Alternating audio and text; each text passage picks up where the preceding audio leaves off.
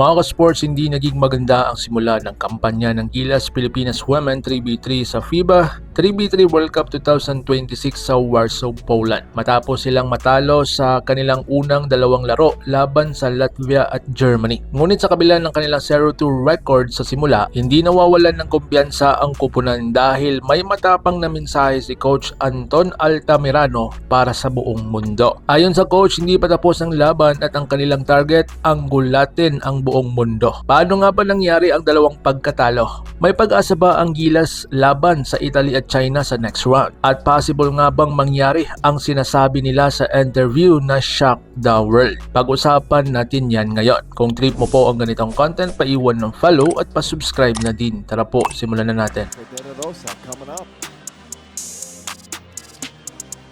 Mga ka-sports, Latvia versus Gilas. Unang sumalang ang Gilas sa 3v3 laban sa Latvia, isa sa pinakamalakas na kupunan sa Europa. Mula pa lamang sa simula ay kitang-kita ang laki ng kalamangan ng Latvia sa experience at physicality. Nahirapan ng Gilas na makahanap ng open looks at tuloy-tuloy ang scoring run ng mga Latvian. Sa kabila nito, hindi sumuko ang ating mga kababayan at patuloy silang lumaban sa bawat possession at ipinakita ang kanilang puso at determinasyon. Ngunit sa huli, kinapos ang Gilas